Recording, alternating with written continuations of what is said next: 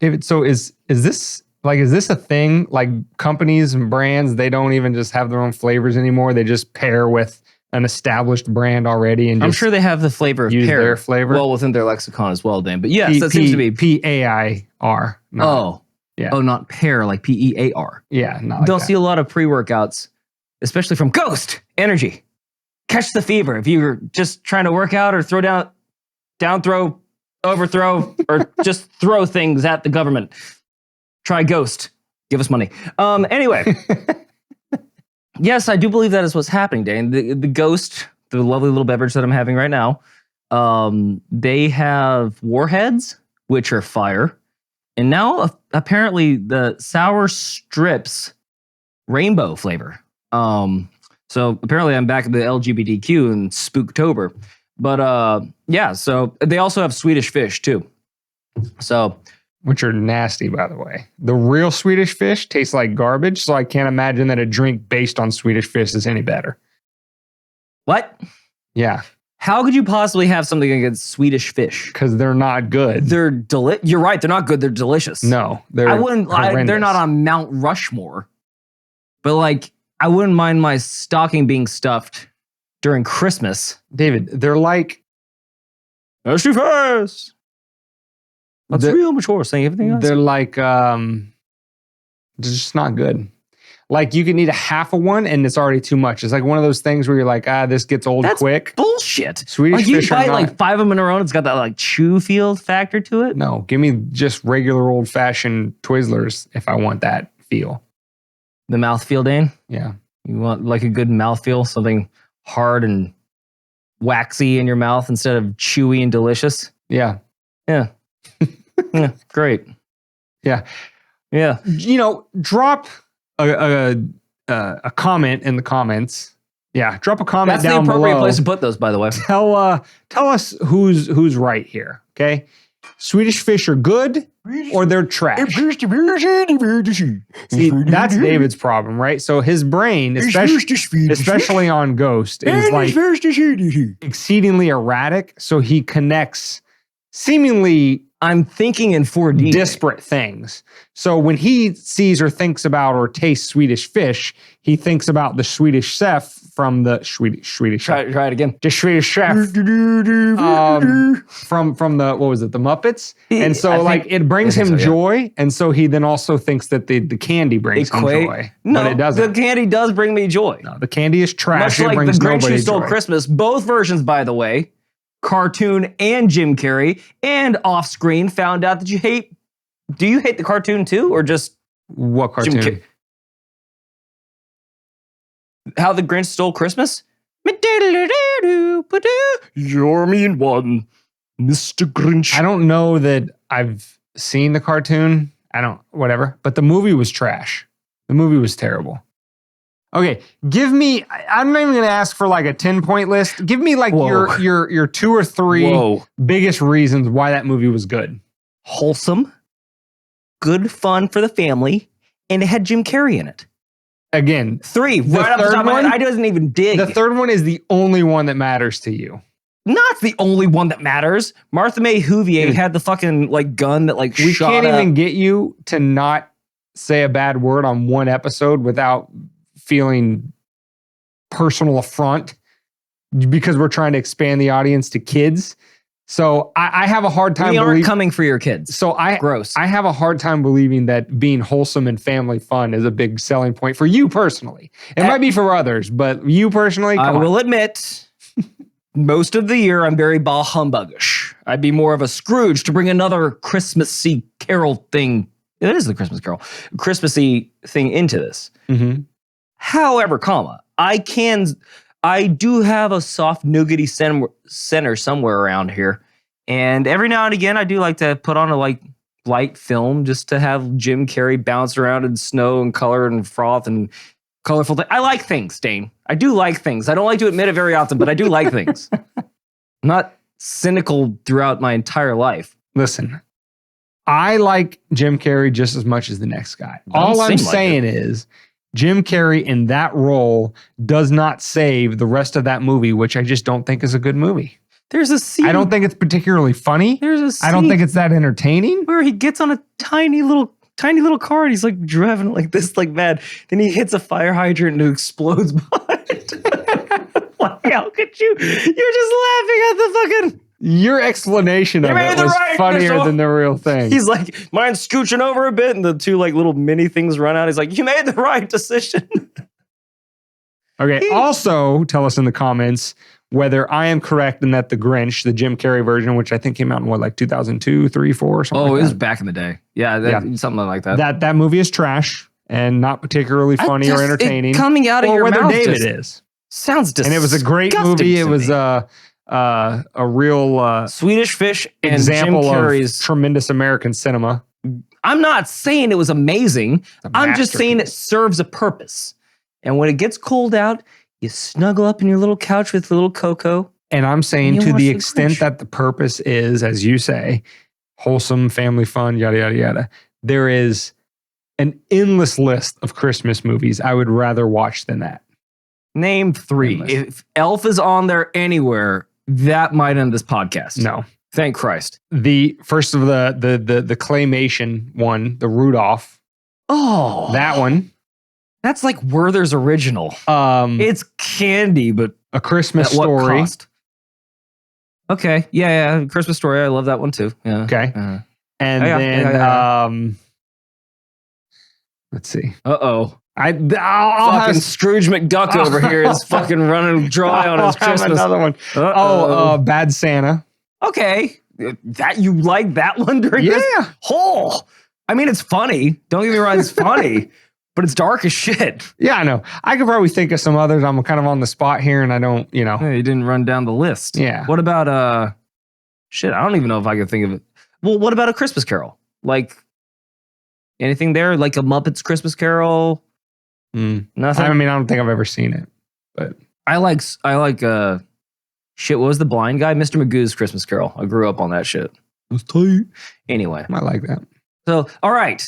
So we did find some kind of common ground in this opener. At the very end. Holy crap. By the way, Ghost, give us money. Anyway, we need it desperately. Let's get into the main. You want to get into the topics? I think we're we not, should. we're not doing. I think we're not we doing should. it on the back end, this Especially time. since we've front run this whole Christmas theme by like 2-3 Yeah, months. But dude, we literally the Nightmare Before Christmas. This episode, yeah, like we're talking about Christmas when it's like the beginning of October. I know. I'm sorry. Halloween's my favorite. Halloween's my favorite holiday. Christmas is a close second. Just We should do. right here. We should talk about that in the coming weeks. What Coming. figure out where How we're gonna be really for Halloween. bring in the. Not on this podcast, but just like in general, like if we go to parties on Halloween, like what are we gonna be? Yeah, I mean, I already have mine kind of spoken for. He's gonna match his daughter. Yeah, I know. My life of How original. my life of dressing scantily and shaking my tail feather for all the fine, It is a good time of scantily year clad to women at Use it as an Halloween excuse parties to feel is- pretty and put your high heels on and lipstick. Those days are behind me, David. I have a daughter now Doesn't have to be. that I don't want You dressing make like your that own rules. anytime in the You next make your own rules, 47 but you years. just don't want to confuse her. Because it is a very confusing thing to see daddy dressed like mommy. Just don't try to breastfeed her when. Yeah, I know. Stewie Griffinner. Anyway, Anyway, so the meme destruction this week is Ukraine. It's an investment for the future. I was worried we were going straight for World War III, but I feel a lot more calm after these facts. So, Culture Corner. Gaetz yeets McCarthy. I like it. I'm here for it. I'm a fan. I mean, let the heads roll. Or- And not the shitty Gaetz, the Heads one that roll. wants to inject Heads- everybody I'll pick and up my run own the stuff. world. What? I said, let the heads roll. And you're supposed to go, heads will roll. Heads will roll. On the floor. Nothing? No. Can't work like this. David's had too much Ghost in the pre-show. I'm fucking working in other dimensions He's right now. And you're just like, frenetic eh. Fucking, they know who it is. They know. Maybe I should add some Ghost, but I'm not going to until they pay us. He did have pay some, us. He had a sip. A sip of Ghost. Yeah, it wasn't enough. Yeah, it wasn't. Anyway, the main topic. Hillary is Trump, Einhorn is Finkel, and Michelle Obama is a man? Sounds right. Won't detect any lies there. Huh? Anyway, David, are we ready to jump in? Before reality rips any further, yes, please, let's jump.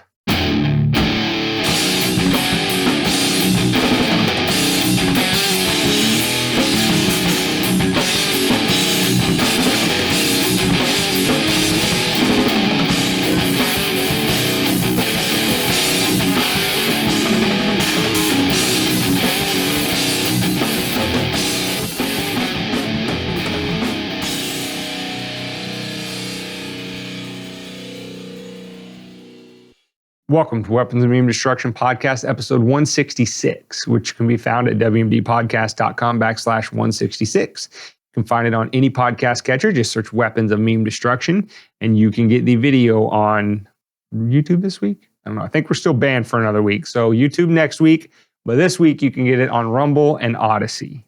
David, with that, we are jumping into Yes, sir? If you're 555, then I'm... Don't even say it, David, because we don't like that number. 166. Good. What's it like to be a heretic? I like it. It's not the song, though. I know. Better number. Yeah. According to David, who, oddly enough, despite being a victim of haunting or some sort of second podcast, you're putting my Bad personal kinda. fucking information out there. When we agreed we never would, we'd stick to first names only and not mention anything about each other's families or nothing. And now it's the second one in the podcast. I feel like that's It's not. It's sympathy. Are we inducing. starting a spooky October fucking podcast where we tell ghost stories? Then yeah, we can share that shit. We're already suspect enough for our mental states that we don't need to add anything to it, add any question to it. Maybe we'll get supporters coming out of the woodworks. Maybe this will generate a whole new fan base. Himself will come and investigate my house. I don't know if you watch a Ghost Adventures, but Anyway. that's a spot-on impersonation. David plays too fast and loose with the demon realm, if you know what I mean. I haven't done shit. Makes me nervous. I haven't gone to church in like 8 years. Ever. 80 years. I spent time letting out. Anyway, on to the actual thing we're talking about. David's Slipknot reference notwithstanding, is we're talking about me. I don't even know. Actually, what was this on? Yeah, I found it on X, but I don't remember what it was in response to. But Nameless Faceless Guy is putting it up right here now. And it is a response to Elon because, again, as we said in last week's episode, we talk about Trump and Elon all the time because these people cannot keep their names out of their mouth. And it provides foils for us, for the show, for you to engage with. And keep my wife's name out your motherfucking mouth. We'll get it someday. So, yes. Well, actually, this was in reference to what we're going to talk about in the Culture Corner segment, the ouster of McCarthy as the Speaker of the House. That's what this comment was on. So people were wailing and gnashing of teeth about how getting rid of McCarthy from the speakership might result in decreased or the turning off completely of U.S. funding to Ukraine. And of course, Elon Musk comes up in this conversation, and somebody shares this meme that Nameless Faceless Guy has up. And for the audio-only listeners, we're going to go through these points because it's 4 quote-unquote myths and 4 facts that prove Elon Musk is wrong and that money going to Ukraine from United States taxpayers is really an investment and not a waste of money. Oh, I can't wait to hear this unbridled unleashing of hard-hitting journalism that I'm sure has facts, figures, graphs, personal statements by eyewitnesses and everything in it. Yeah, exactly. So the first myth that the meme says, and by the way, the top of the meme says, no, Elon Musk, Ukraine aid is the ultimate investment. What? Let's see the support for that. What? Anyway, myth number 1, according to the meme, says, quote, Ukraine spent tons of American money with no results. Well, as Russia's advance has not been stopped at all, other than its own decision to not push certain fronts forward. I don't know that the money being spent over there is doing a whole lot to either stop Russia's advance at all, let alone push them out of the country and take back some of the territory already taken.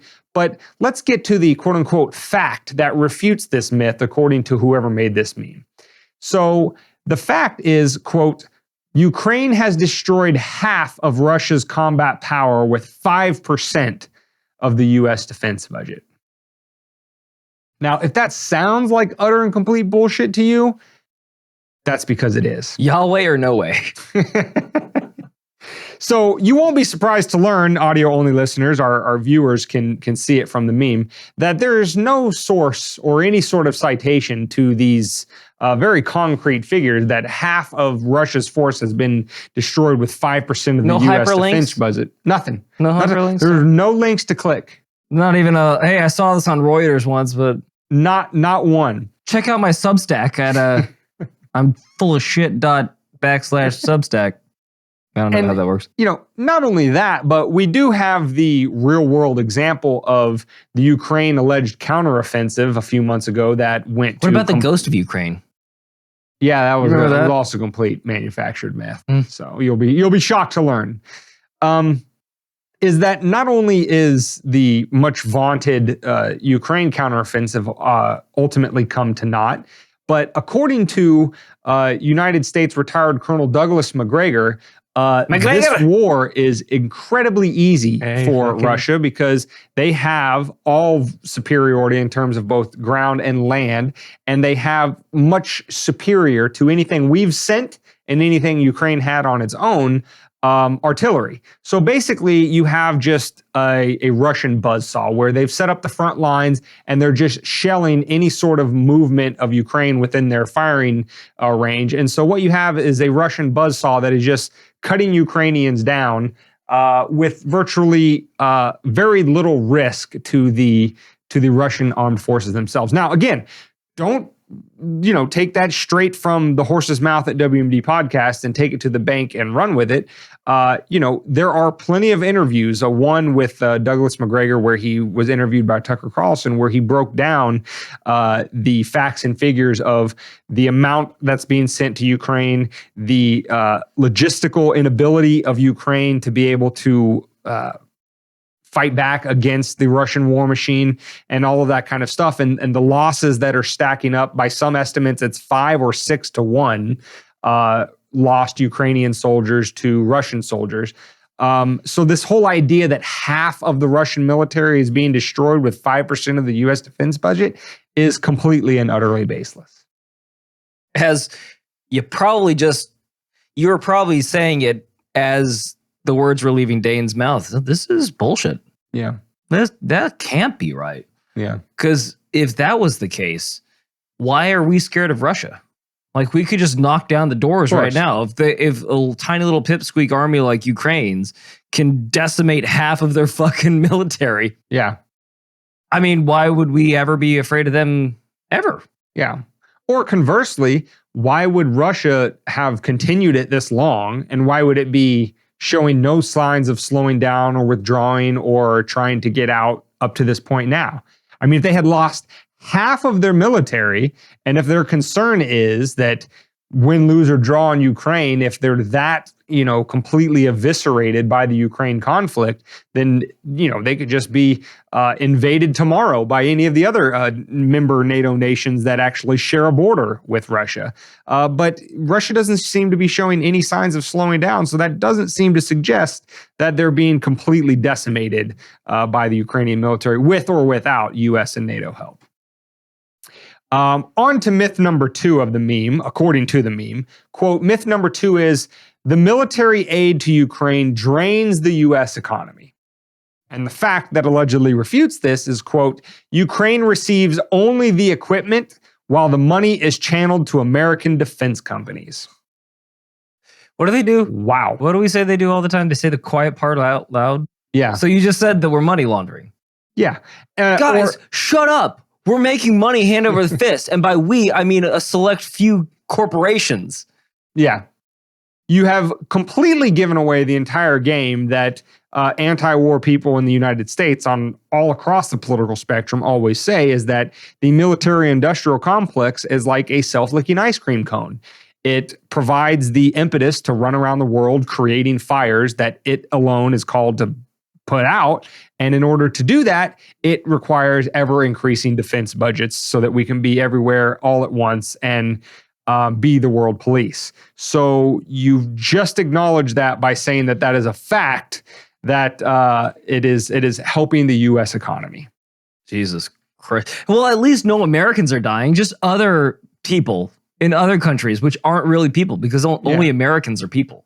It's really fortunate that Boeing and Lockheed Martin and Raytheon and Northrop Grumman can enrich themselves on the bloody fields of Ukraine. Good for them. Great. That's a real good reason for Americans to keep sending tax dollars. Technically, it is a positive step for our population, because usually they send us into, like, our kids into the meat grinder, and now they're just sending other people's kids into the meat grinder.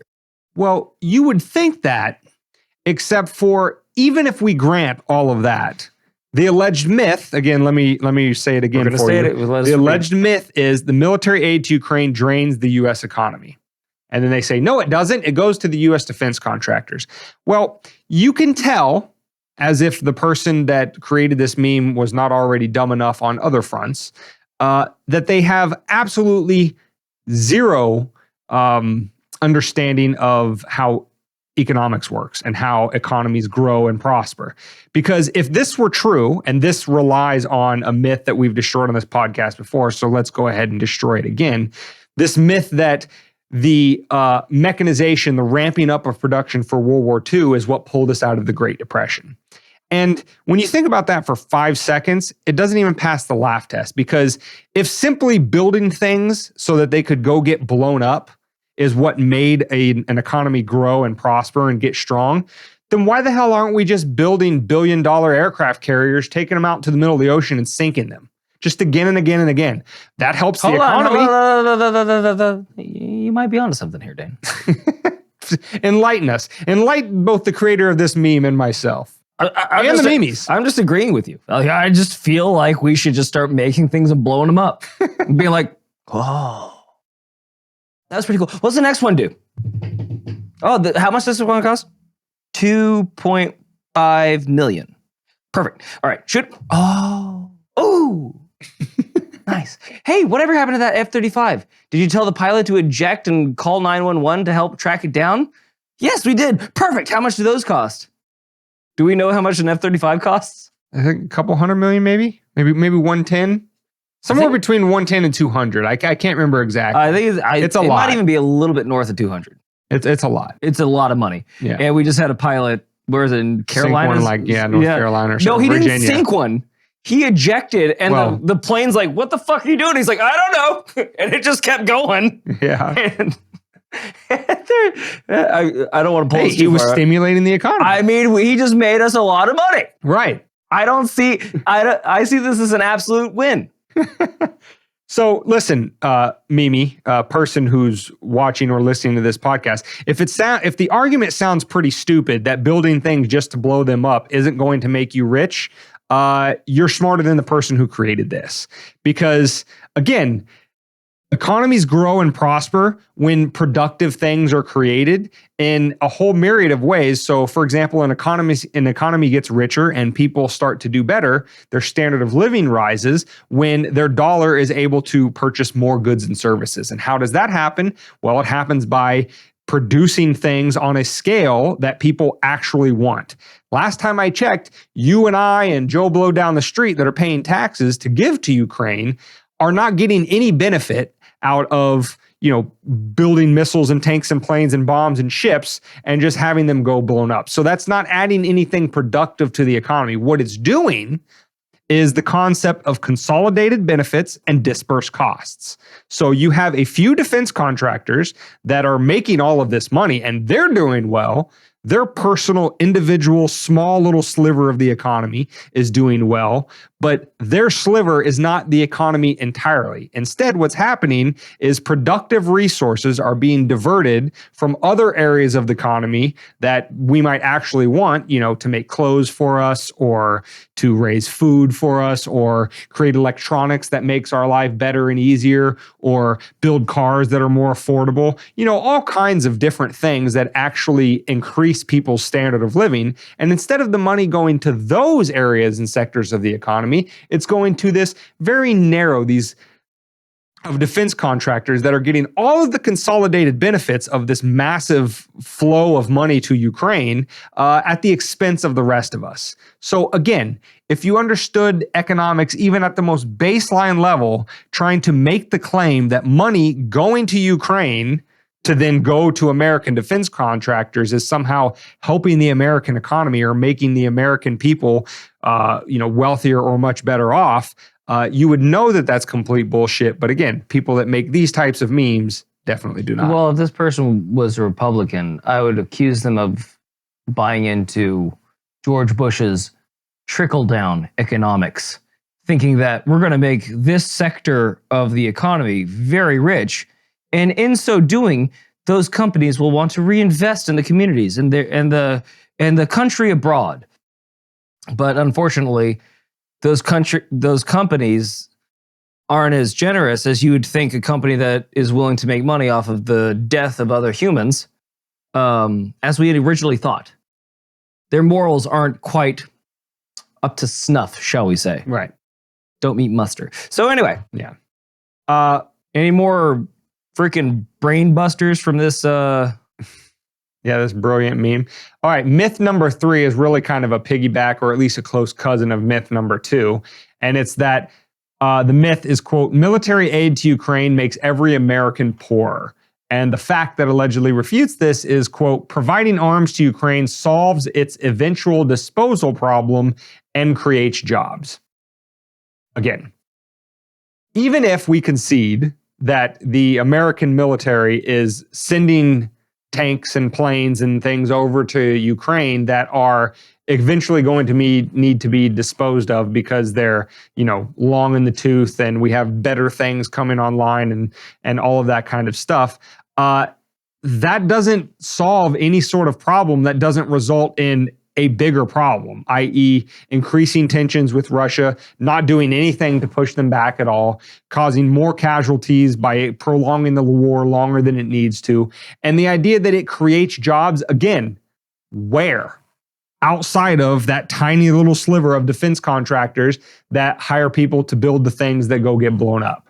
So again, it is making every American poor because every other American that's not in that little sector of the economy is subsidizing that sector of the economy because politicians are sending money over there to then get laundered and sent back to their campaigns.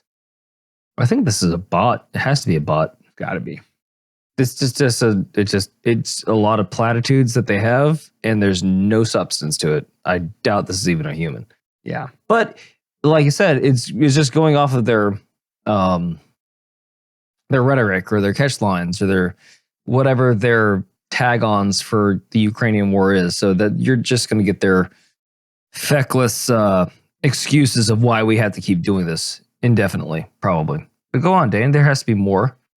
Number 4, the last of the myth versus fact. And the myth is, quote, helping Ukraine makes no geopolitical sense. And the fact that refutes this, allegedly, is, quote, aiding Ukraine against Russia sends a clear message to China that the U.S. is committed to defending crucial interests. Now, again, we don't make it here on WD Podcast a habit of quoting the likes of Henry Kissinger or any of the other foreign policy intelligentsia that have led us into clusterfuck after clusterfuck around the world for, well, basically since the end of World War II. But even they, at the end of the Cold War, that whole class of, foreign policy consensus opinion aggregators in DC have always said that the biggest geopolitical mistake that the United States could make after the fall of the Soviet Union would be to drive Russia into the arms of China. because China has the population and manufacturing capability to, if not be on par with the United States, at least give it a run for its money. And Russia has the nuclear war, the stockpile of nuclear weapons to be able to compete with the United States militarily. And so the worst thing that could happen in a post-Soviet world is for Russia and China to have their interests aligned against the United States. And so rather than warning China about what it should or should not do, what you're doing is you're falling into that whole, the enemy of my enemy is my friend. You're telling Russia that the biggest threat to Russia is the United States. Meanwhile, you're saber rattling with China, saying that the United States is the biggest threat to China. And so Russia and China are sitting there looking at each other and saying, hey, you want to pair up your nuclear stockpile with my manufacturing capability? Sure, that'll be a nice little counterbalance to the United States. So again, if you think that is a brilliant geopolitical move, I have some lead paint chips for you to eat. I'll just chemically castrate them. We don't need any more of you. Yeah, so I started this segment thinking that we weren't going towards World War III, and now it seems like, we're dead center smack into a hot war with China and Russia. And it doesn't seem like any of our leaders are interested in even tapping the brakes a little bit or giving it a soft pump. They just want to keep going and going and going like nothing bad ever happens in this world. Yeah. And I mean, that's only the military angle. There's also the economic angle with BRICS that both Russia and China are a part of, where they're setting up the global arrangement to take down the US dollar as the world reserve currency. We're seeing de-dollarization in economies all around the world. Because those economies don't trust the American dollar anymore, since the Fed just prints them like they're the worthless green pieces of paper they are. But again, through BRICS, Russia and China, being the two big leaders of that, are pushing for de-dollarization around the world and to create a reserve currency to compete with the dollar. So even if the military fallout doesn't happen, no pun intended, you could wind up with a situation where the US dollar loses reserve currency status, and the American way of life as we've known it basically since the end of World War II is going to go down the drain. So again, if you're saying that all of that makes perfect geopolitical sense and that is why the United States should keep funding Ukraine, you need help. You need help. Now, again, I did see in the little watermark on this thing, it says more at euromaidanpress.com. So it looks like it was probably made either in Ukraine or by a pro-Ukrainian website, this meme. So Shocking. No shocker there, but that's like I said, bot. Well, that's good. The brilliant geopolitical and economic strategists over there at whatever this website is. I eagerly await the fireball that these stupid motherfuckers are driving us right into. Exactly. So, with that being said, David, are we on to the Culture Corner segment? Oh, I do believe we are. And I will preface this because I probably will be taking a backseat to you, and I'm just going to let you have the floor. I'll interject where I see fit, but this is more of a Dane topic than a David topic, but get after it, and I'll chime in with a couple of witty retorts. Well, in the interest of brevity, we will cliff notes quite a bit of this, because I'm sure, again, unless you've been under a rock, this happened, I want to say, on Tuesday of this week. So what was that? October 3rd, 2023, for the first time in U.S. history, a Speaker of the House of Representatives in the United States was ousted from that position. And it was friendly fire, Republican on Republican. And what happened was, for those of you who don't know, one of the representatives, Matt Gaetz, rounded up a few of his buddies on the Republican side and voted alongside the entire block of Democrats on the other side in a vote of 216 to 210 to oust Kevin McCarthy from the speakership in the U.S. House, which he had held since January. Now, if you'll remember, the number of the episode escapes me, but if you go back to January of 2023, David and I discussed the list of demands that we'll call them Gaetzites, because, I don't know if he's the leader of this group so much as he's just the most outspoken, but they had a list of demands for McCarthy that said, hey, we don't like you, we don't trust you, because even though you're a Republican, we think you're a rhino, a Republican in name only, because you cut too many deals with Democrats. You claim to be like the rest of the Republicans, you're fiscally conservative and limited government and all this kind of stuff, but you always wind up cutting deals with Democrats that never actually move the needle back towards fiscal responsibility and more limited government. So we don't trust you, so we want you to agree to these list of demands in order for you to get our votes to be Speaker of the House, which without those votes, McCarthy would have never been Speaker. And one of those demands that they made is that they wanted to change the rule back, which Nancy Pelosi, as the former Speaker, had removed this rule, is that a lone congressman could submit a motion to vacate to remove the Speaker from the speakership, which would then go directly to a floor vote amongst the entire Congress to vote whether or not the person is actually removed. And McCarthy agreed to that. And that procedural mechanism is what Gaetz used this past Tuesday to get McCarthy out. Now, why did Gaetz do this? The very short and quick and dirty version is that Gaetz and his cohort of radical Republicans, if you believe the headlines that are written about these individuals, they wanted a more fiscally responsible Congress. They wanted to return to what's called regular order. And under regular order, what happens is Congress sets forth 12 appropriations bills throughout the year. And those appropriations bills are supposed to start in the relevant committee that they apply to. They get voted on in the committee.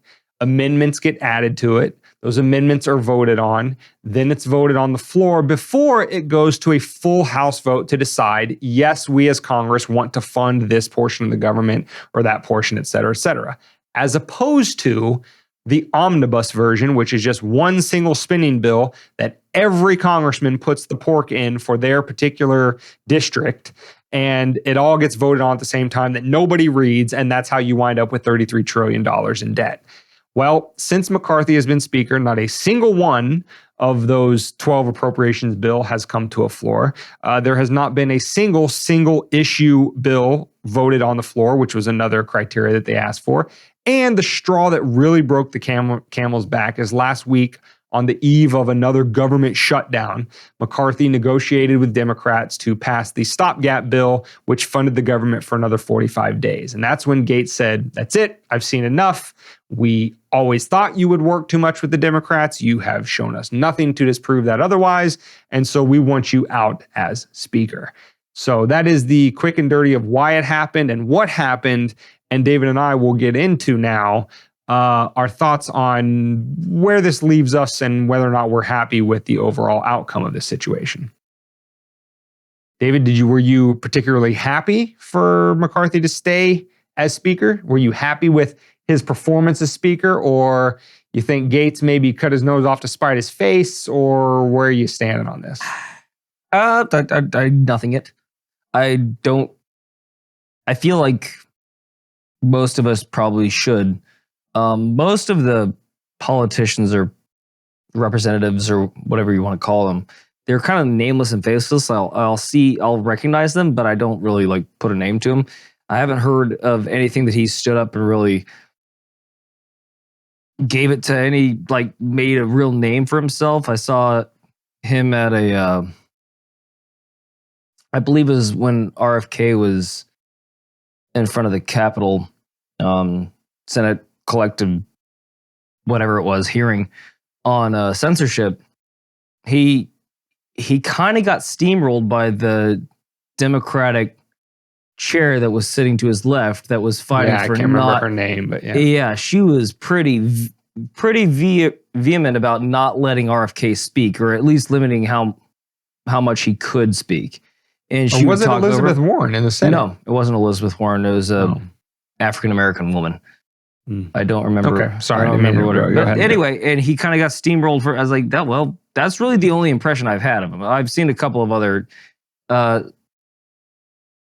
hearings that he's presided over, and I kind of nothing to, but when he got pushed over like that, if you're the speaker, if you want to prove something, and it's something as sensitive as, our First Amendment, like our right to free speech, and you're getting pushed around for that, what are you getting pushed around for that we don't know about, I guess is what I'm saying. So I don't think I don't think he was the worst speaker. That particular hearing, I don't think McCarthy, because I don't think that hearing with RFK was like, I think it was in a committee. McCarthy's the dude, clean shaven, kind of salt pepper hair. White hair, yeah. Yeah. No, it was him. I think it was him. Unless I'm conflating two things. But anyway, it doesn't matter. What my point is I didn't hear of him doing anything one way or the other.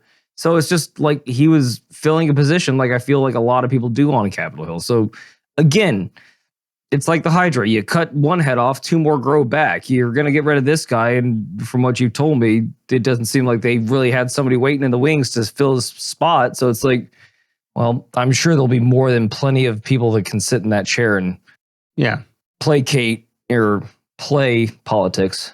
Yeah.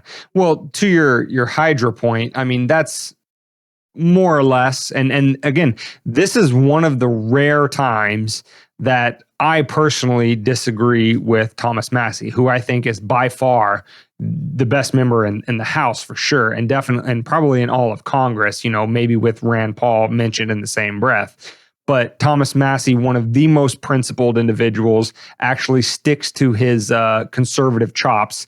If you believe somebody that says they're fiscally conservative and limited government and all of that kind of stuff.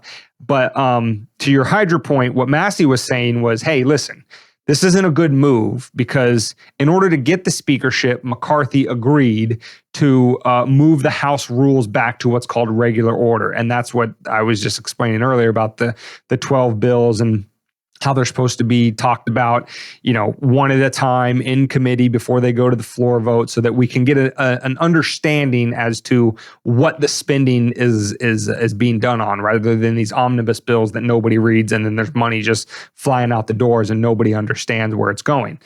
And what Massie's point was, listen, McCarthy agreed to do that to be speaker and we have regular order and that's really important for fiscal accountability, if not responsibility. And so nobody that ever gets the speakership after this is going to say what we really need is more regular order because they're going to look at the example of McCarthy and they're going to be like, well, if it's not perfect enough for the Gaetzes of the world, then I'm just going to be ousted anyway. So what incentive is there? And we talk about incentives on this podcast a lot. What incentive is there to take a McCarthyite task in the sense that we're going to stick to regular order and we're going to pass single issue bills and all of that kind of stuff? And that point of Massie's is well taken. But where I disagree with it is what we're talking about is two types of chaos. And Massie's kind of alluding to this idea of without regular order, we have a chaotic way that the government appropriates money. And that's how we have $33 trillion in debt. And to that, I would say is the people that have been running the show, and McCarthy's no different, despite, going to regular order for his 200 and some odd days that he was speaker, is the money didn't stop flowing. The funding to Ukraine didn't stop flowing. The deficit in this fiscal year or the you overall. You mentioned that, by the way, right? What? That in that 45, I didn't think I heard you. Yeah, in the stopgap bill included, he gave more money to Ukraine, funding to Ukraine. Was, right, exactly. To keep the government open for another 45 days. It seems like every bill that they're passing nowadays, by the way, seems to have contingencies for Ukraine. And to that's one of Gaetz's point is if you had single issue bills and you say, listen, nothing comes to the floor for a floor vote to have the bill actually passed by the House of Representatives, nothing gets to the floor unless it's single issue.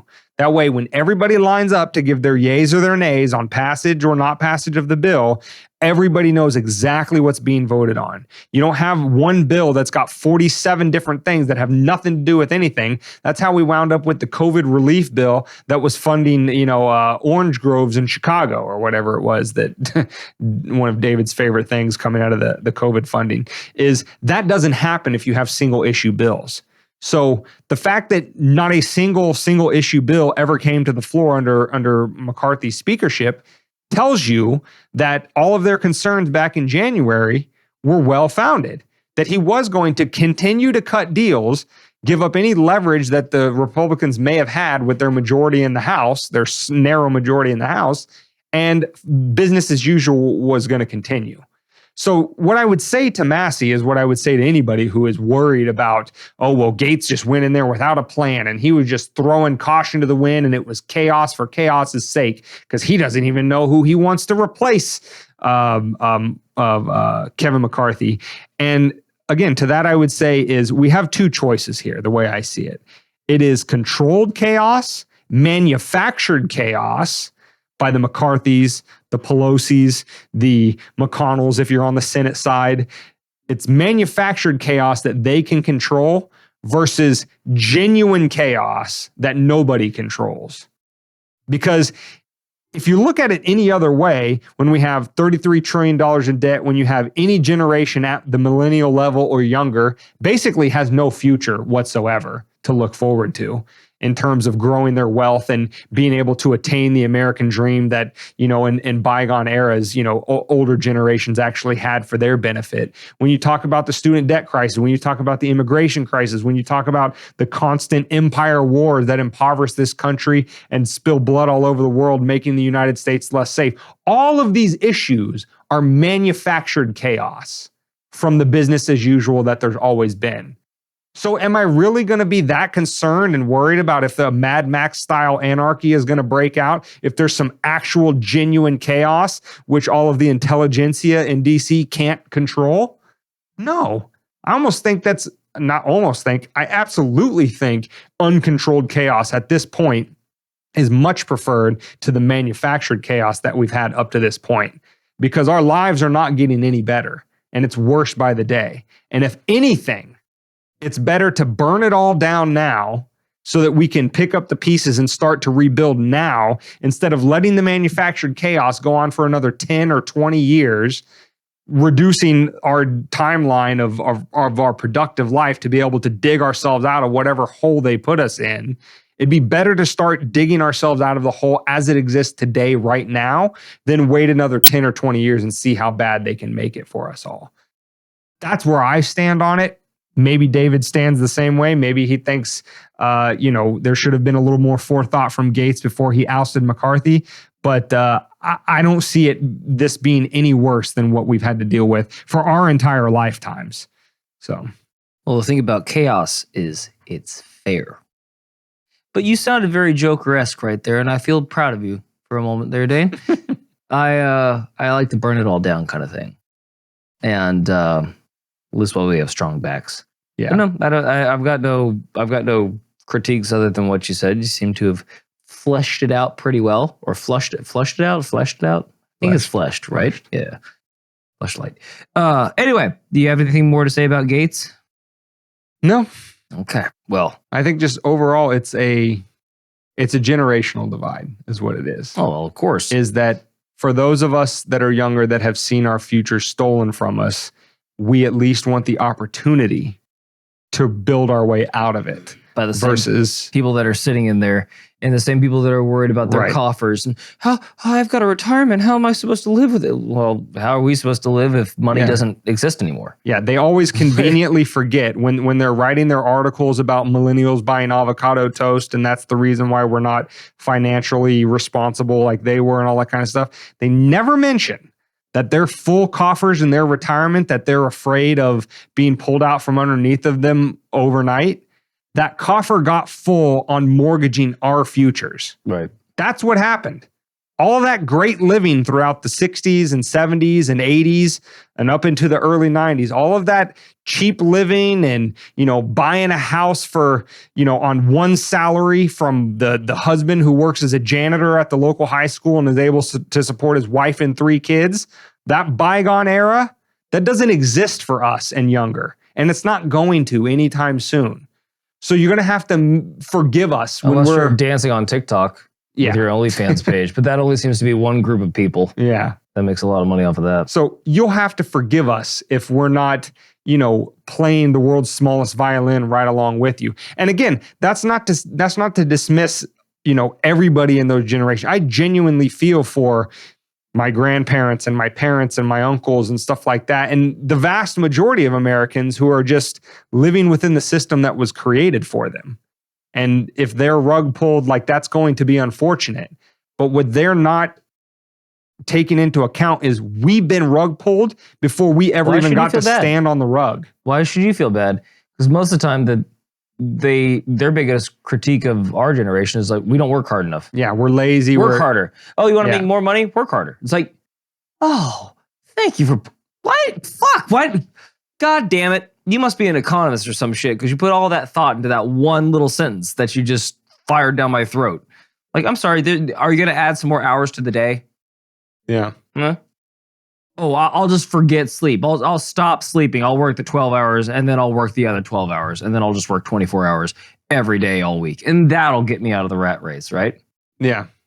Like, again, don't give them too much credit. Because again, I do feel bad. It's our parents, it's our grandparents that, live that life. But when we feel bad for them, that's like, hey, we're going to burn it down, or we're not, but we're not calling for violence if we're on YouTube. And we're not calling for violence anyway. Why should we feel sorry any more than they do for us in our plight? Yeah. And they don't, because their answer is just work harder. Right. It's like, oh, okay, thanks. And that's the other thing. And this is the last thing I'll say. I remember, I grew up in a moderate to probably upper middle class, upbringing. Like, we weren't wealthy, but we never worried about if the roof wasn't going to be over our heads or whether we were going to eat or anything like that. So, and I remember, like, late 90s, early 2000s, I don't know if my dad had said it in passing or something like that, but he just, mentioned at one time that his take-home pay at that time was probably about $50,000. Now, he owned his own business or whatever, but the money that went into his pocket instead of invested back in the business or paying his employees, the money that paid for our bills as a family was about $50,000 a year. And I remember thinking as a kid then, like, man, $50,000, that sounds like a lot, right? I could buy like 50 video games. Yeah. But that upbringing that I remember having, that I have nothing but, fond memories of and everything like that, was all done on $50,000. And now as I sit here today myself, making, roughly 4 times that, and wondering, man, if I ever go for a certain period of time where I'm not able to make this level of money that I'm making, I'm not going to be able to afford the house that I just bought, which I had to buy at one of the worst times in recent history because I have a small daughter. Is that I live in a very tenuous situation, making 4 times what my dad did at my age and a little bit older. If just that personal anecdotal experience alone doesn't indicate to you how royally fucked up this situation is, then I don't know what will. And why there's not more understanding from those older generations to our generation and younger about why we have this view that burning it down sooner rather than later isn't going to be the worst thing in the world, then again, I can't get you to try to see it from our perspective at all. So we'll just have to agree to disagree, and then we'll go our separate ways and see where it falls. Exactly. And parents and grandparents, be nice to your kids and grandkids, because when the shit does go upside down, it's probably going to revert back to that old style way where families need to come together. Remember they made fun of our generation for having to move back in with our parents? Yeah. Imagine our parents moving back in with us. Exactly. But anyway, seeing as we went an extra 15 minutes on that goddamn when we were done, I get to be a little hyperbolic on this fucking thing, okay? That's my special power. It's on to the main, where Hillary is actually Trump. And again, to go back to the meme and kind of combine it with this particular main topic, it's just like you guys really are too fucking stupid to insult. Like we would insult you, but you wouldn't get it. Get it? Hillary is making fun of Donald Trump, who is under indictment by the federal government, right? Well, a couple states and some federal, 4 different cases, I think. Excellent. 4 or 5. For doing about a tenth of what she just did in her latter stages. Yeah. As the Obama cabinet member she was. Not to mention all the close friends and acquaintances that died under mysterious circumstances. What's the count up to now? Like, I think it's 30 plus. Wow. Whoa. I don't know. I lose track. And then there's that whole Epstein thing where her husband was off on an island that he shouldn't have been doing God knows what, but we kind of know what it was. But he'll never be brought to justice on that either. No. Because Epstein didn't kill himself. Anyway, I've digressed too much. I've pontificated. I will hand it over to you to explain to the Beamies what actually transpired. So, not a ton of explaining from our end, other than to say that last night, Thursday night, which was October, what is today, the 5th or 6th? Today would be the 6th day. Okay. October 5th, Hillary was on CNN with Christiane Amanpour. She wasn't on Fox News? No. Really? Shocker, right? Huh. And she had some rather eye-opening, or I guess eye-popping, depending on your perspective, things to say. And so we're going to play you a few short clips. The first one is about 10 seconds or so long, and then the next clip is about a minute. But we're just going to play you a couple clips of what Hillary had to say, and we'll give you our thoughts. So this was Hillary last night on CNN. At some point, maybe there needs to be a formal deprogramming of the cult members, but something needs to happen. And how do you do that? Oh, please. How do you do that, Hillary? So I think Nameless Faceless Guy had the ability to throw that video up. And so you could see Christiane Amanpour's reaction to that when Hillary said it. And she has nothing but a little chuckle. And it really kind of makes you wonder, which is scarier? Is it scarier that Hillary Clinton just suggested Mao Zedong's re-education camps for, by all accounts, 70 million Americans? That's how many people voted for Trump. I don't know if there's more than that would consider themselves part of his quote-unquote cult, as she calls it. But she said formal re-education formal deprogramming for 70 million Americans. And Christiane Amanpour has nothing but to say that but a little chuckle. No pushback. No, doing what the media is supposed to do, is speaking truth to power, holding powerful people to account for the things they say when they're as that blatantly inciting to violence as that is. Christiane Amanpour has nothing but a little chuckle to say. I don't know, David. Which do you think is more concerning? Hillary's statement or the lack of pushback? Concerning that she's more concerned with reprogramming the MAGA people instead of the woke people. Because at least the MAGA people aren't asking you to loose your grip on reality and let go of facts, figures, and, just basically gravity. Scientific laws, biology. All those things are things of the past when you come to the woke, which is actually pretty bad if you're saying that all of the majority has to give up all of their identity for the small minority. Again, I digress. But the word reprogramming, it's very clinical. And it's deprogramming, yeah. Well, yeah, programming, deprogramming. And if anybody would know anything about deprogramming somebody, it would be Hillary with her body count that's 30 plus, or, I don't know, maybe how to get away with royally fucking up your job and not being indicted for doing that. I don't know. She's the Teflon Donette. Jesus Christ. And by the way, is there any time, can we pull up a clip where Hillary's speaking and it doesn't sound condescending?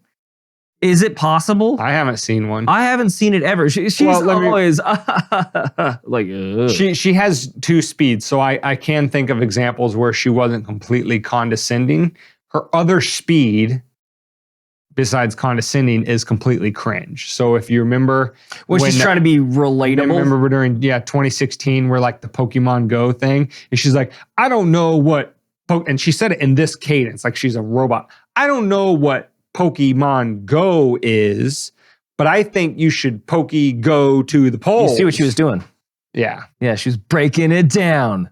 Old school. So even with that, was that even that it was pretty condescending? fucking bad. Oh, okay. That's like a really bad comedian would do that stuff. Yeah.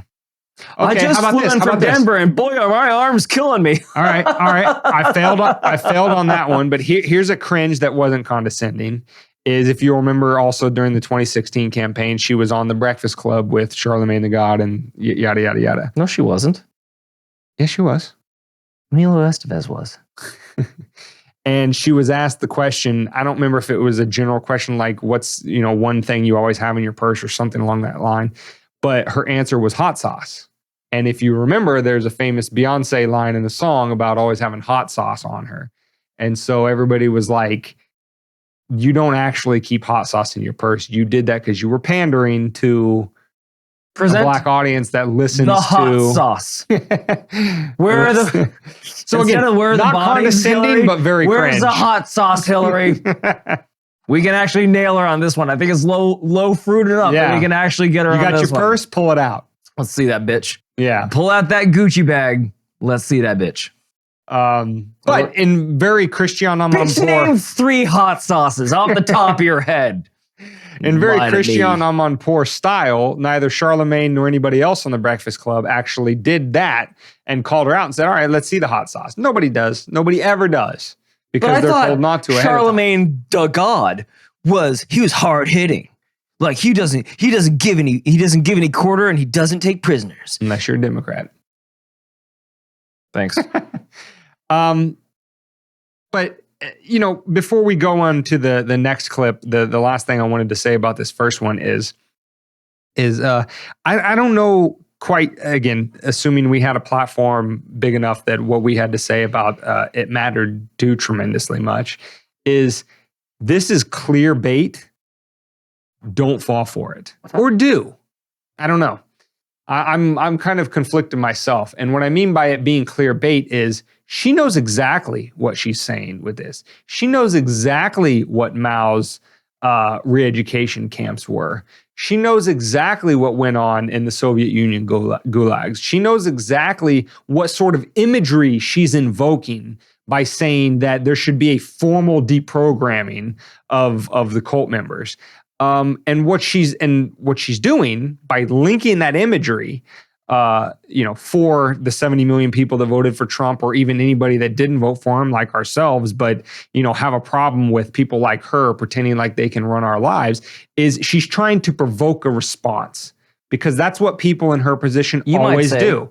They want to provoke a response from somebody who maybe isn't 100% mentally all there, a lone gunman, if you will. Provoke a response that somebody does something on the backs of that sort of inflammatory language, which then gives them the pretext to go after all of the rest of us, spy on us, call us domestic terrorists, and everything else. So I'm on the fence. Wouldn't that be a call to violence, Dane? Yeah, it absolutely is. So that's what I'm saying, is I'm on the fence of telling the people, don't take the bait. Don't do what she's trying to provoke you into doing, knowing what it's going to be used as a pretext for, versus saying, forget about taking the bait or not. She's issuing a not so veiled threat, a call to arms against you. Maybe that should be resisted with force if you have to. I don't know. I don't know which should happen. But when a politician of her stature is suggesting formal deprogramming, again, think about the pairing of those words. Not we should try to propagandize them in the public schools so that they like Donald Trump less. Formal deprogramming. Formal means a government agency or some sort of government official state action Waterboarding. that tells people that you think this and you're not allowed to, and we're going to deprogram you in whatever context or whatever form that takes. That's a call to violence to 70 million plus Well, Americans. I know what you're thinking, Dane, David, this is a little heavy-handed. That's not a call to violence. This isn't a call for action. Well, if there was a certain orange man on January 6th that said you need to go back and you need to take your power, that got interpreted into I'm going to storm the White House and kill any members involved. That's basically what they said that he said on January 6th. Right. Or what we covered on the podcast last week, where he said that in those times, that general that disobeyed my orders would have been, pulled out in the field and shot. Been executed. Yeah. And they said that he wanted to kill the general. It's like, okay, so it's like YouTube. It's like a moving target all the time with these fucking people. They get to say whatever the hell they want because they're them. She's not indicted. She can't possibly be doing anything wrong, so she can call for violence against other people. A veiled threat. Whereas the orange guy says something that says, oh, well, 200 years ago, it would have gone down a little different. He's trying to kill somebody, and we need to stop him at all costs. Then it turns into, well, there was a lot of voting in that last election where people didn't have to show up to. More votes than ever have been counted, actually. And they all went in a certain direction. I'm not saying they did it. I'm not saying that the election was stolen. But you could start to realize how the ideology or the stop the orange man from getting in the office at all costs. Even if we have to bend the rules, you have to break the rules for the good of humanity or the good of the society or whatever the fuck you're rationalizing it for.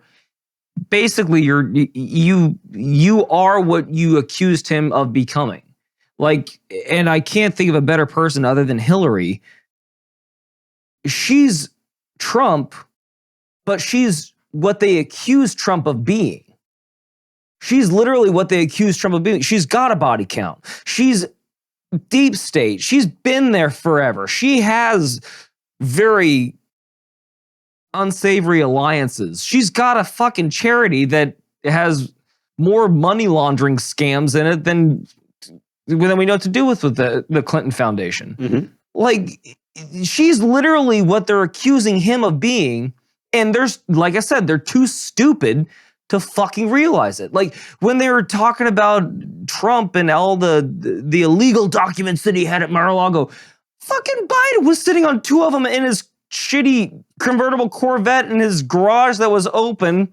Like, he had more documents than that. Oh, well, he's allowed to do that. But Trump, naughty him. It's like, if you have it all, if your side can do carte blanche and they're never wrong, and the other side is always wrong no matter what they do, you're not practicing in democracy, which they said we had to vote to save democracy this last election. You're not engaging in democracy. You're engaging in theocracy. If your side's always the right side, it's always the battle for good versus evil, and you're always on the good side, well, that's religion. And if politics is your religion, we've really lost. Because there is no coming back. There's no conversion, the conversion theory, or maybe we should deprogram them that view the Democratic Party as a religion. Wouldn't that be a fucking sight? Mm-hmm. And then I mean, that might have just got us our third strike if we're back on YouTube, because I just called for violence. But Hillary didn't, but I did. Mm-hmm. Because it's what's good for thee is not for me.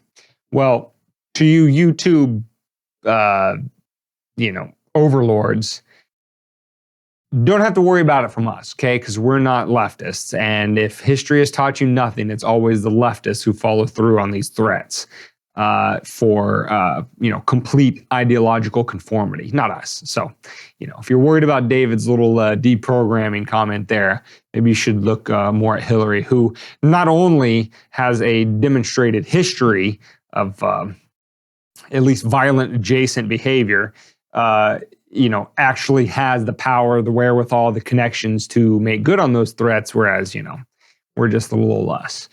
But so with that being said, we have the last comment from Hillary, and this is like the YouTube version of this that I don't know if the interview was longer. I didn't watch the whole interview, but this is the 7-minute one on YouTube. The second of her statements that we're going to play for you is right at about a minute. So this one's a little bit longer. But David and I will come back at the end and give you our thoughts on this second statement that Hillary had to say last night.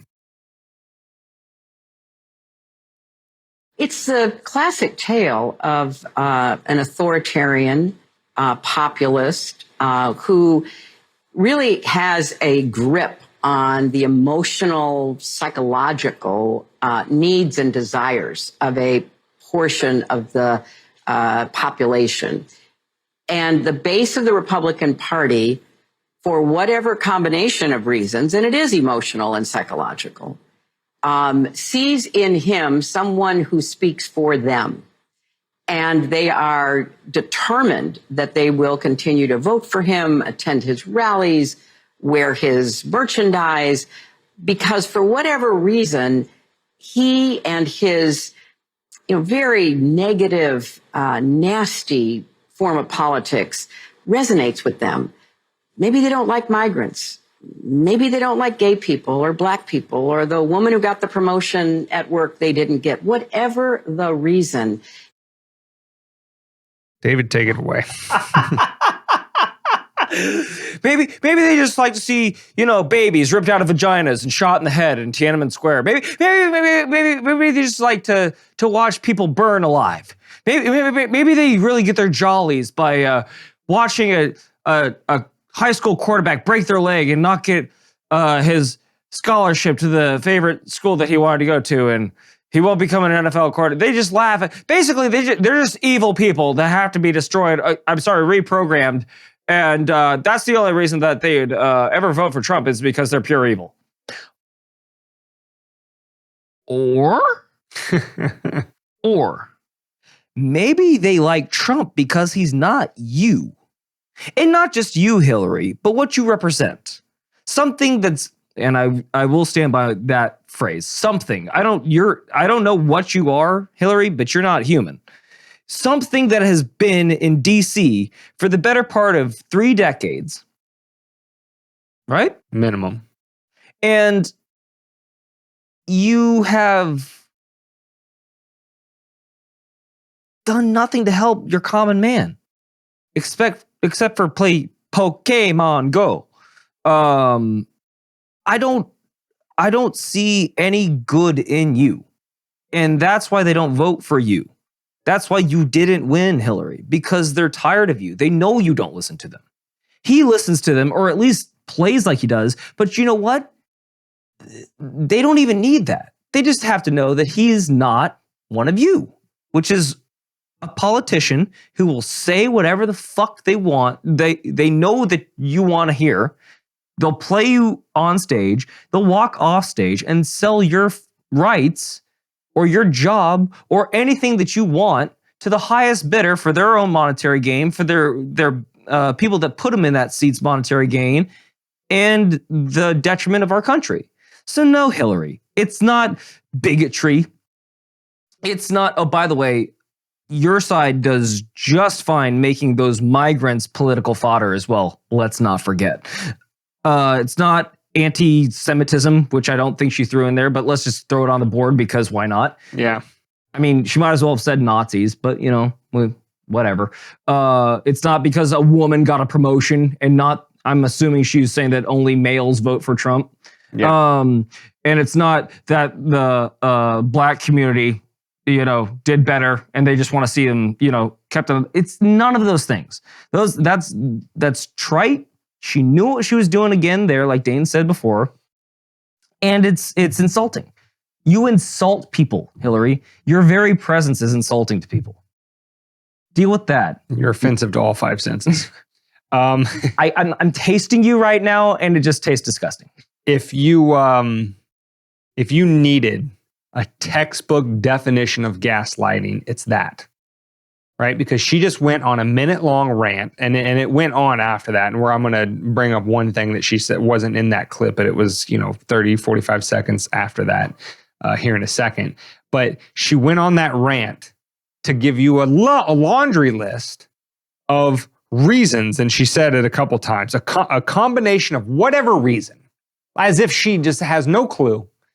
And all of those reasons conveniently left out anything about her or the rest of the establishment that, like David had said, had been running the show for 20, 30, 40, in some case, Joe Biden's case, 40 or 50 years, right? Is that they just have grievances about migrants or gays or black people or women getting a promotion. And not that these 70 million people who chose to vote for Trump or even if they didn't vote for Trump, if they chose not to vote for me, Hillary Clinton in 2016, had nothing to do with me and my record and my lack of acting in their best interest. To David's point, is that she has a long and demonstrated. There's one consistent thing about Hillary Clinton is that she will sell out anybody that she needs to in order to get to where she wants to go. Is that all these grievances that these people that need to be formally deprogrammed have is all these other things like migrants and minorities and stuff like that. It has nothing to do with me, Hillary Clinton, or the people that support me in the establishment. No. It's not me that's the problem. It's everybody else. And it's the fact that these people, these 70 million people that like Trump, these 70 million people, they're all just like universally, without exception, hate minorities and migrants and women and, gay people and blah, blah, blah, blah, blah. And again, that is so insulting, fantastically arrogant and narcissistic to not take a step back for a second and say, am I the problem? Even if I'm not the whole problem. Are we the baddies? Am I one of those many quote unquote whatever reasons or combination of reasons that she mentioned? Am I not just one of those? Like maybe if I want to keep the migrants and the minorities and gays and women, if I want to keep that in as these are the reason why these people are bad, can I also throw in maybe me, maybe they don't like me, maybe there were some times where I was insensitive, or maybe there was times where I didn't do what was in the best interest of the people and I was just covering my own ass. Are there any of those times at all? No. I'm the most decorated, most highly qualified person that's ever run for this office. And the only reason why nobody wants to vote for me is because I'm a woman. That's the conclusion she always comes back to. And again, how she or anybody else would think that with that kind of attitude, see, the American people are not as dumb as the Hillary Clintons of the world think they are. Many of them are, but not all of them. A lot of them have, at a minimum. You sent me a video of somebody cooking fried chicken and pasta in a hotel fucking bathroom. Yeah, it was gross. But what I will say is that even if they don't make the best decisions, I think a lot of people, especially when it comes to politics, have at a minimum common sense. And they can at least take the eyeball test and pass it and look around and be like, well, my dollar used to go this far and now it doesn't. And I used to make this much. And even though I make more now, I'm having a harder time getting by. And my parents bought this house that I inherited for like $10,000 in the 1970s. And now I can barely afford, a refinance mortgage on it that I took out for 10 times that amount today. Like people can pass that sort of eyeball test. Is my life better off now than it was then or not? And so when they look around and they see the Hillarys of the world that have been running the show for however long they have, they can at least have the common sense to be like, I think she's at least part of the problem. It's not because the woman at work got, a promotion or whatever. It's partially her. That's why I don't like her. That's why I'm voting for somebody who, if he's not a true outsider in terms of Trump, he at least plays the part and you people make him look the part by aligning against him and coming out of the woodwork with anything you can to try to take him down. While you don't do that to each other. While you engage in this two-tiered system of justice for each other where none of you ever get in trouble for fucking anything. Blatant insider trading. Blatant criminal activity in terms of Hunter, multiple felonies that just don't get prosecuted. And if he does, he gets a sweetheart deal Don't to get out forget, of Dane, it. if you vote for Trump and not Biden, you ain't black. Never mind the fact he made it pretty much illegal to be black in 1994. That wasn't his fault, though, Dane. No, it was not. That was the times. It was probably Trump's before he was ever even in the political You're damn sphere. right it was Trump. That son of a bitch. And, the last thing I'll say about it is this. Hillary, I'm talking to you and the people who think like you. Hopefully not, because if we're on her radar, we're going to find ourselves in a field in Connecticut that we've never been at before with an extension cord around our neck and shotgun blast to our chest and an apparent suicide. If you're wondering, you really like that story. I know you do. It's so fucking stupid. It's so obvious. Yeah. Sorry, apparently this man broke in and hung up pictures of his family everywhere. Hillary, if you're wondering in your quiet place, when you're not on CNN cameras, you're just alone at night and you're thinking, why do these 70 million people continue to vote for this guy, despite the fact that everything we've thrown up against him and everything else like that? And there was one thing that Trump said a few years ago, which I don't care, it's neither here nor there, but I'll guarantee you it speaks to those 70 million people, is Trump made a claim along the lines of, listen, they're really after you. And the only reason why they're coming after me as hard as they are is because I'm in the way. Now, again, self-aggrandizing, he's really good at that. Right. As well. That's Trump. It is what it is.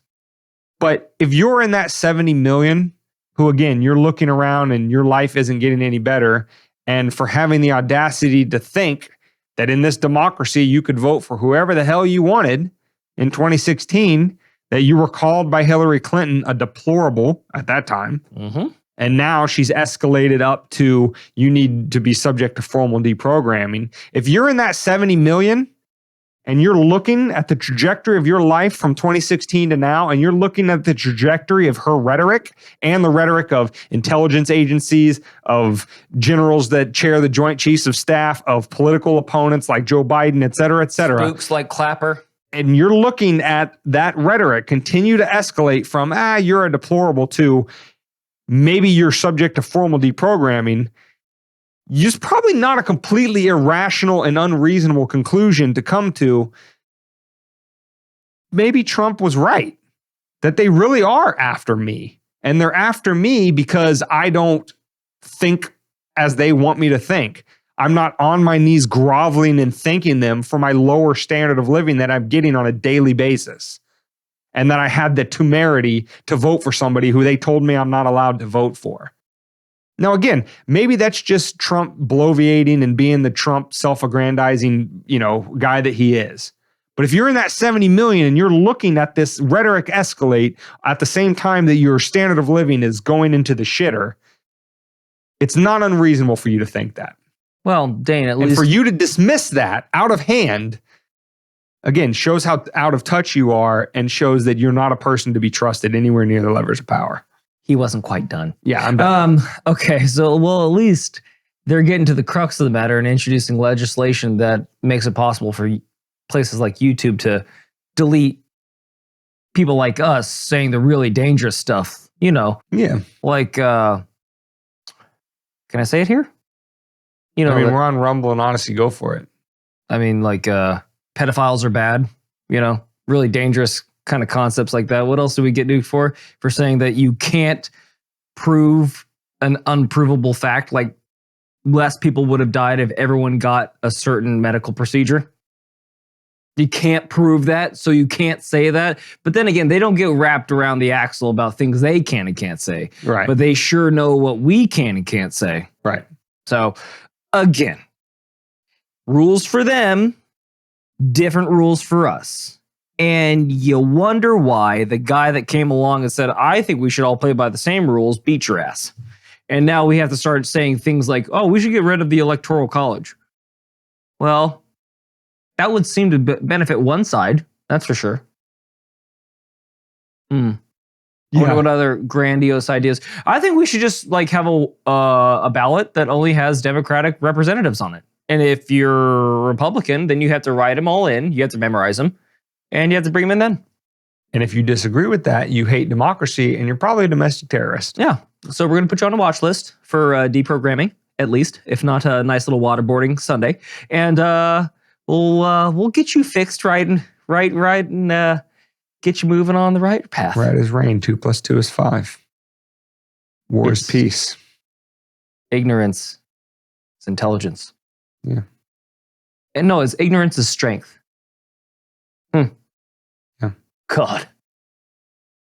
How prescient that book was. Well, it seems like, and again, for the reprogram or deprogramming, it seems like one side is all about toxic masculinity and you should be strong. And if you work out, you're a Republican racist. Like, meanwhile, all of you fat asses died because you couldn't be told that, hey, maybe you want to lose a little weight while this new thing's around. I don't know. I'm just speaking out of mind, speaking out of turn, just riffing.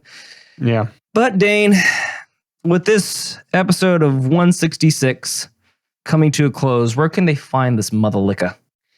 Find this episode at wmdpodcast.com/166. They can get the audio only on any podcast catcher. Just search Weapons of Meme Destruction. You can get the video on YouTube in a week, I think. David's right. We're probably going to have to block out the meme segment. You'll get we said too many no things about the Gaetz Ukraine thing, war. and that's pretty much it. Yeah, I think so. Yeah. Thanks, YouTube. Which is why you got to join the mailing list. YouTubers, you got to join the mailing list. You got to text the number 610-596-WMDP. That's 610-596-9637. But also go like, subscribe, share over on Rumble, because in the not too distant future, when David and I move to live streaming, which will give you more content also, we're going to live stream over there on Rumble. We're not going to do it on YouTube because, too dangerous. Again, we'll get nuked. So we'd like to keep the YouTube platform since it is one of our Maybe bigger. We'll do levity things over there. Maybe we'll just do a live stream of what our intro is over on YouTube. One show a week will be the normal type show that we do. And then the other one will be kind of more like a free flowing type thing. And we'll see where it ends up. Yeah, See where it ends up. Exactly. At any rate, you're going to love it, which is why you need to be over on those other alternate video platforms and checking us out over there, so that if you ever lose us on YouTube, that's where you find us. But yes, as David said, WMDpodcast.com on the homepage, join that email list so that you always have contact with the show. Text that number 610-596-9637 to get updates with the show. Again, 165 just dropped within the last 24 hours. And so you would have got a notification about that when it did.